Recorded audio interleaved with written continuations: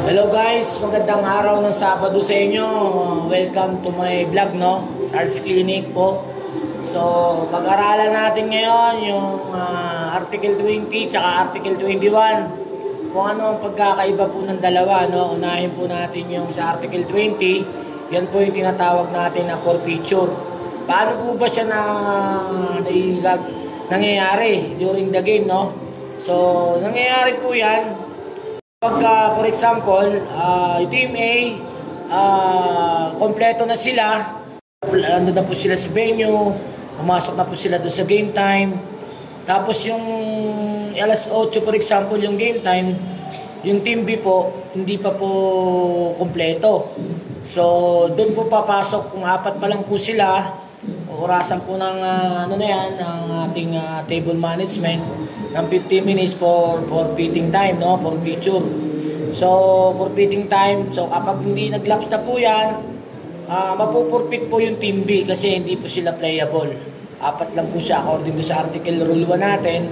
Kailangan po both team must be composed of 5 each player. Yun po yung nakasaad po doon. Kaya hindi po natin pwedeng payagan yan, yung mga ganyan pong sitwasyon, no? Senaryo. So, mananalo na po yung Team A, won by forfeit. Yun po yung pinaka natin doon na terminology natin. Ngayon, doon sa po natin, classification po natin, o ilalagay po natin doon sa stat, 20-0 in favor of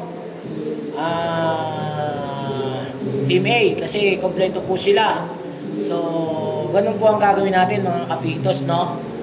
So, ang mangyayari naman po doon sa Team B, 0-20. Lose by forfeiture.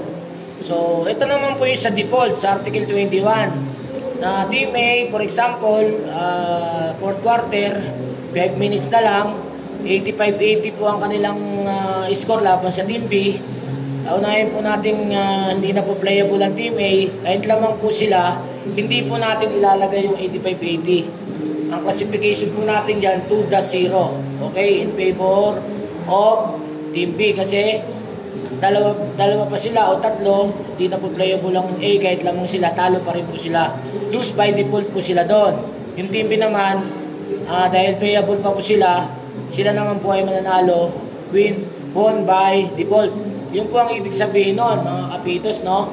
Para madali po nating makuha po yung pagkakaiba po ng forfeit tsaka default. Okay, maraming salamat po and God bless you all. Bye-bye.